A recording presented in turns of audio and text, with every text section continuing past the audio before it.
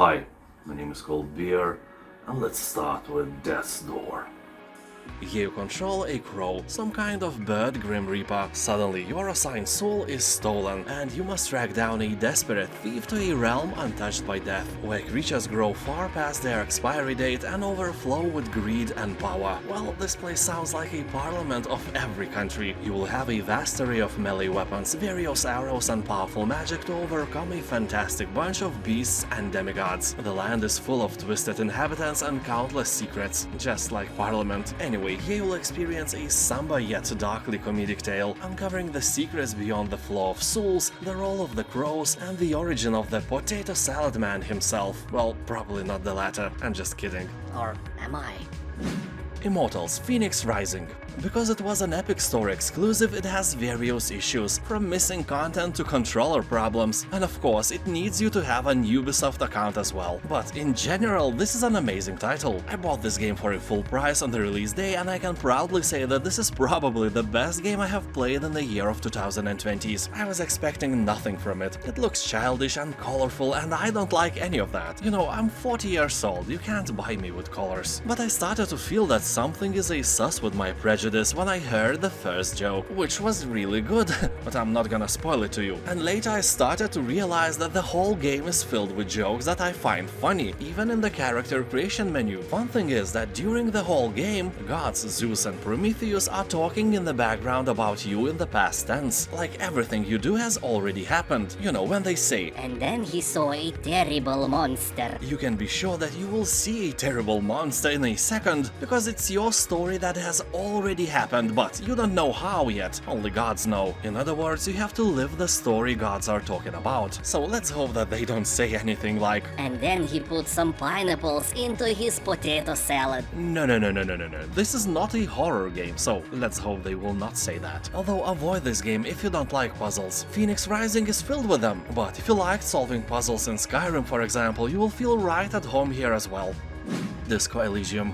This is one of the greatest role-playing experiences you will ever have, but play it only if you like reading a lot and like games without combat. You will not find any here. Well, I mean combat that is not a result of your dialogue choices. Your character will do things automatically based on the decisions you make, and those decisions of yours are not always very smart, and Disco Elysium just lets you do stupid things, which is kinda scary because suddenly you may realize that you just wanted to test the waters, but instead you actually made the decision that will have grim consequences. And by grim, I mean really grim. On some of those occasions, the game just ends. You may see game over screen without even playing an hour. And the game is like, I told you, but you pushed me hard, so the consequences are yours to swallow. yeah, actually Disco Elysium has 3 different endings and 12 unique game overs. Those I talked about before. So always, and I mean always, think twice before doing something stupid. And then think twice while playing Disco Elysium as well. Because no matter how stupid the decision you want to make is, the game may let you do it. Civilization 6.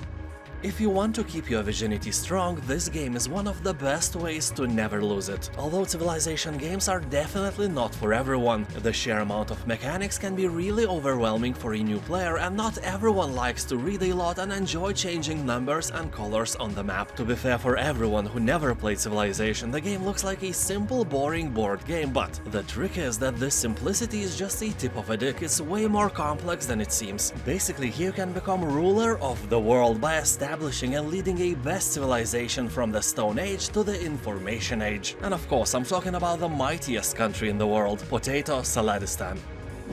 Terraria.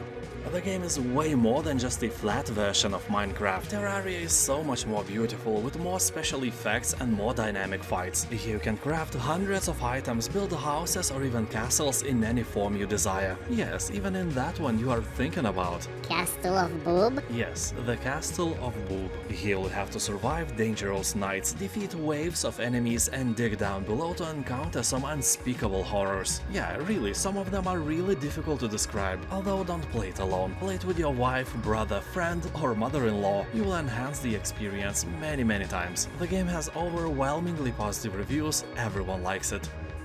Tales of Iron. Set in a grim dark land plagued by war, the game is a hand-drawn RPG adventure with punishingly brutal combat. As an heir to the Rat Throne, you must restore your broken kingdom by banishing the merciless Frog Clan and their ferocious leader. As you explore the deceivingly charming world, you'll encounter a cast of unique companions ready to aid you in your adventure, and you'll need all the help you can get, because to be honest, you suck, and with companions, you suck less, so any help you get is great. Whether that's a new potato salad recipes, blueprints to forge deadly weapons and armor, or even a land-chugging, armor-plated mole-mobile. Title has about 90% of positive reviews on Steam, so it's fair to say Tales of Iron is a good game.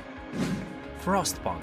If you ever had a dream to make children work in the mines, this game will fulfill this dream of yours in no time. Frostpunk is a city management and building game, but with heavy survival elements and resource management mechanics. You will be in charge of a steampunk society that survived the collapse of civilization. But sometimes it's better to perish with the others than to be governed by a maniac like you. Just remember those children you sent into the mines. Anyway, you know, their hands are tiny, but they are fast. Some of them might die. Their parents will organize a coup against you, but, you know, you can't rebel if you're dead. You know, you rebel, you die. Also, in this way, you will have less people to feed. Everything falls in place like mayonnaise on the potato salad. Since the premiere, Frostpunk has been enriched with a number of updates. Now you can enjoy the new Endless mode that increases the game's replayability. There's also a new scenario, the Fall of Winterhome, that further expands the game's universe and lore. And for the dessert, they added things like naming characters and automatons, and finally a photo mode. The game has about 90% of positive review score on Steam and is great for everyone who likes to dive into a post-apocalyptic world and make it better. Or worse. Way worse. Doom. The most famous first-person shooter was reborn in 2016, and since then it holds the overwhelmingly positive reviews not only on Steam but in our hearts as well. You will encounter relentless demons, destructive guns and fast fluid movement. Whether you are obliterating demon hordes in the single-player campaign or competing against your friends in multiplayer, people on Steam are saying that every priest will approve this game. You know, eradicating demons is a holy deed in every religion. Except if you worship Satan. Yeah, I can see the flaw of my idea now. ID Software should create a game where humans are defending from angel invasion as well. Don't drink beer, it's a sin. They would say, and then you could just shoot them. I would definitely play that. Garry's mod. This game is really just a giant toy box. Absent of any objectives and rules, it will provide you with various props, character models, and a whole load of tools from which you can create all manner of weird and kinky stuff. You spawn objects and weld them together to create your own contraptions. Whether that's a car, a rocket, a potato salad, or something that doesn't have a name yet, it's up to you. You can do it offline or join the thousands of players who play online each day. Yeah, no joke, the game was released 17 years ago, but I can see that while I'm doing this voiceover, there are 60,000 players online simultaneously. The Garry's mod community is a tremendous source of content and has added hundreds of unique modes to the game. You can be a plant, a soldier, or a beer bottle, or just beer without bottle, you name it. Papers, please. I'm sorry, I must read this with my accent in full glory. This is how I actually spoke in English some 7 years ago. The communist state of Arstochka has just ended a 6-year war with neighboring Kolechia and reclaimed its rightful half of the border town. Your job as an immigration officer is to control the flow of people entering the Arstochkan side town from Kolechia. Among the crowds of immigrants and visitors looking for work are hidden smugglers, spies and terrorists. Using only the documents provided by travelers and the Ministry of Admission's primitive inspect, search and fingerprint systems, you must decide who can enter Arstochka and who will be turned away or arrested. So the beautiful communist state is very proud of their country and you are at the front preventing those democratic liberal pigs from entering your paradise. And no, my accent is not Russian and not even Slavic, but it's Eastern European, that's for sure. The Forest. How strong are your balls? I guess this is not the question you hear every day. Well, I really hope not, because if you do, you need help. Anyway, I'm not talking about your strange family, I'm talking about The Forest. This game will ask you this question over and over again, because alongside the sandbox part where you cut the trees, lay traps, build houses and free roam the whole world, there is that flesh-eating cannibal part of the game, where you have to defend yourself against a clan of genetic mutant enemies. They are not just usual monsters you can shoot without any regret. They have beliefs, families, morals, and appear almost human. You can still shoot them without any regret anyway, who cares? But the one thing is for sure here, nights are scary in the forest, so you'll need really tough mental balls to survive them.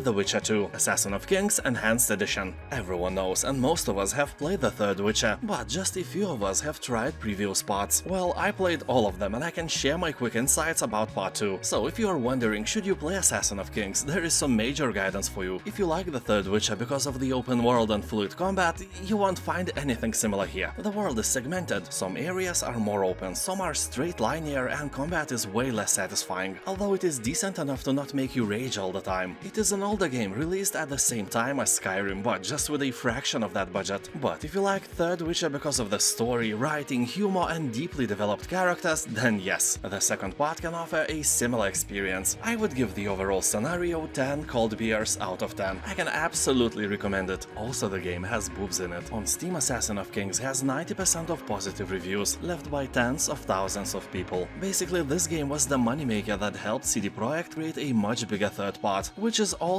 heavily discounted, although I featured it twice already on the sale, so you won't find it on this video. XCOM 2. What can I say, this is a legendary turn-based game, a franchise to which all similar games are compared. So here 20 years have passed since world leaders offered an unconditional surrender to alien forces. XCOM, the planet's last line of defense, was left decimated and scattered. Now the aliens rule Earth, building breathtaking cities that promise a brilliant future with lots of potato salad for humanity, but at the same time concealing a sinister agenda of putting pineapples in every food you like and eliminating all who dissent from their new order. All you have to do is to regain control of the Earth. It may sound easy, and it is, because you are awesome and aliens suck balls. Show them who's the boss. Just keep in mind that the game is addictive. I've seen guys with 4,000 hours of gameplay on record. That's half a year of gameplay, and if you include sleep and bathroom breaks, you get a whole year. That is crazy, be careful. Pyre. This is a party-based RPG in which you lead a band of exiles to freedom through ancient competitions spread across a vast mystical purgatory. Here you'll find a campaign mode where you will never be forced to lose progress. That's interesting because whether you win or fail, your journey still continues. The interactive narrative is expressed through a story that no two players will experience in quite the same way. On top of the single-player campaign, Pyre features a local two-player versus mode where you can play against a friend or CPU opponent, which is way more realistic for you, my lovely friendless schmuck. So here you can choose your party from 20 different characters and dive into battle. This game has two modes of gameplay. First one is the battles, which makes your heart beat faster, and let's be fair, that's probably only cardio exercise you do, and also slow, text-heavy sections with very little player input, so you often lose that combat readiness when you deal with those scenes. And most of us play games like that not for the text walls, but for the great action. Well, this game has both, so it's up to you. Graveyard Keeper. Here you can make candles from human fat, burn witches, and even sell mystery meat to the local tavern. Well, you and I, we both know that this is human flesh from corpses, but nobody else has to know, right? That is not a question, by the way. You know, you wouldn't want to visit a local tavern as a special guest. You know, I like you. Anyway, Graveyard Keeper is the most accurate medieval cemetery management sim of all time, because obviously there are no other medieval cemetery management games. You'll build and manage your own graveyard and expand into other ventures while finding shortcuts to cut the costs. Use all the resources you can find. After all, this game is about the spirit of capitalism and doing whatever it takes to build a thriving business. If you have guts, try this game. If not, you can always harvest some from a fresh dead body. Killing Floor 2.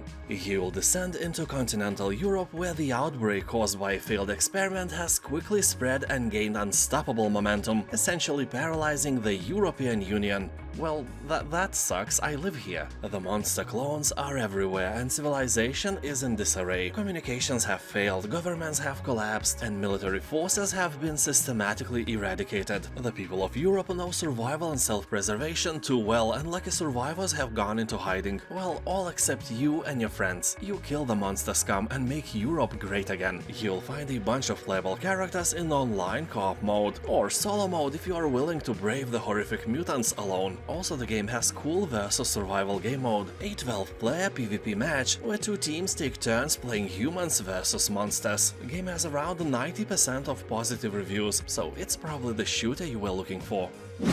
Crypt of the Necrodancer. Entertaining music, fast-paced gameplay and RPG elements makes this game really great. I have played countless hours of it and I enjoyed every single one of them. Just be sure that you are a calm person, because this game is hard. Not as hard as Diamonds or Tardigrades, for example, but hard enough to make you rage quit a few times. But then you will come back, because Crypt of the Necrodancer is not about the destination, it's all about the journey, which will be very short for you. And the game has permadeath as well. I have died about 100 times by now and probably lost a bit of my brain cells in the process. Well, jokes aside, the best thing here is the music. The name of the game kinda suggests that this is a rhythm game, and that rhythm is amazing, especially when the merchant starts to sing. That is priceless. And the conclusion would be that Crypt of the Necrodancer is one of the most entertaining roguelite games I have ever played. You have my all recommendations. Gris. Here you will play as a young girl lost in her own world, dealing with a painful experience in her life. Probably someone put a slice of pineapple in her potato salad, and she can't recover after that. Oh, the horror. So as the story unfolds, you will grow emotionally and see the world in a different way, revealing new paths to explore using your new abilities. Here you won't encounter any enemies, there is no danger or death. And just look how beautiful this game is. The art style is absolutely stunning. People on Steam are saying that not only the art, but absolutely everything in this game is great. Music, gameplay, and even the story will leave you gobsmacked. And it's not so hard to believe in those words. Just look at it. There aren't many things that are as beautiful as this game. Well, except boobs. Sorry, Gris, you lose on this one. The Red Strings Club. This is an indie cyberpunk narrative game about fate and happiness. Here you'll spend a significant amount of time bartending and impersonating people on the phone to take down a corporate conspiracy. Here one mighty altruistic corporation is on the verge of releasing a system that will eliminate depression, anger and fear from society. However, not everyone is happy about it. You think that all these actions are just mere brainwashing, and if you want to have depression and be angry about it, nobody will take it away from you. So here you will uncover a mysterious corporate program that promises a blissful existence while debating what happiness means and where are the limits of tampering with it. People on Steam are saying that this game makes you think about things. If you are not used to thinking, it may hurt a bit, but you will be alright, I promise. The game also has beautiful retro graphics and engaging characters, although some mechanics are weird and unusual. The game will take about 4 hours out of your boring life, and for this price, it's quite okay, I guess. Thief Simulator. If you always wanted to become a thief, good for you. Dive into the life of crime, don't hesitate. You got this. Or you can play this game where you can train and become a thief before becoming a real thief. I'm kidding, of course. Or am I? You'll steal in a free-roam sandbox neighborhoods. You'll have to observe your target and gather information that will help you with the burglary. Gather your courage, take the challenge and rob the best secured houses. Buy some high-tech burglar equipment and learn new thief tricks. You can also sell stolen goods and do anything that a real thief does. Firewatch.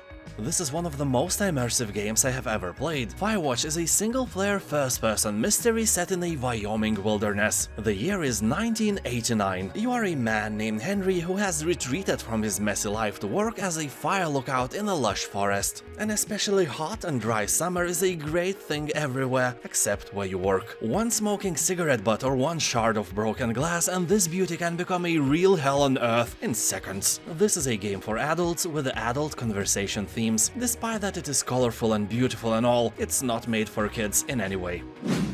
Just Cause 3.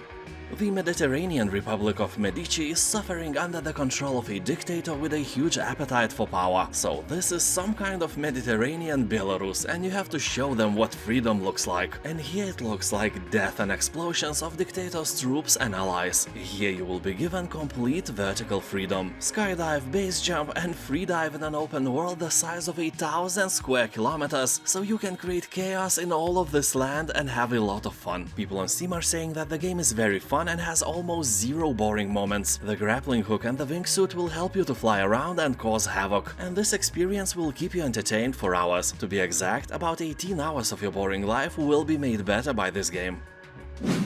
Tomb Raider.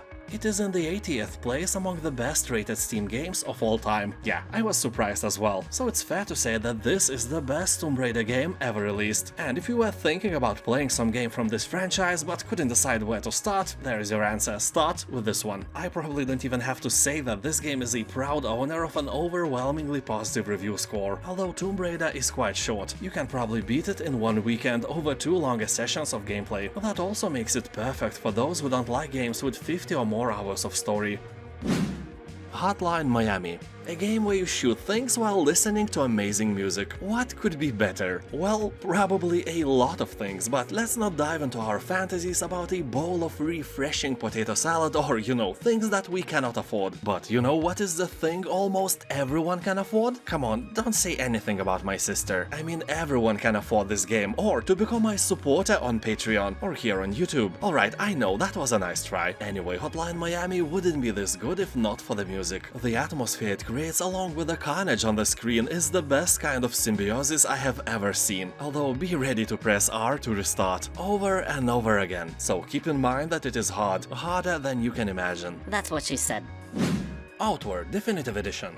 This is an open-world survival game with Souls-like combat mechanics. In this edition you will find both DLCs, new weapons, dungeons, and also several life quality improvements. The game has only a mostly positive review score on Steam, but it doesn't do the justice. Most people who are giving a dislike spend 40 to 60 hours in-game, and that honestly looks like some kind of masochism. If you don't like the game, just don't play it. Like Warren Buffett once said, always take the easy road and you will get there first. Anyway, Outward is like Skyrim and Dark Souls had a weird hybrid baby, and instead of abortion, this time they decided to keep it. If you like both games, why not? Outward has some problems, but in general, it is a nice game. The Talos Principle. You find yourself in a strange, contradictory world of ancient ruins and advanced technology. Tasked by your creator with solving a series of increasingly complex puzzles, you must decide whether to have faith or to ask the difficult questions. Who are you? What is your purpose? And what is the best recipe of the potato salad? You'll have to solve more than 120 immersive puzzles, divert drones, manipulate laser beams, and even replicate time to prove yourself and find a way out. If you think that you have a great intellect, this game will humble you down, I promise. Transistor.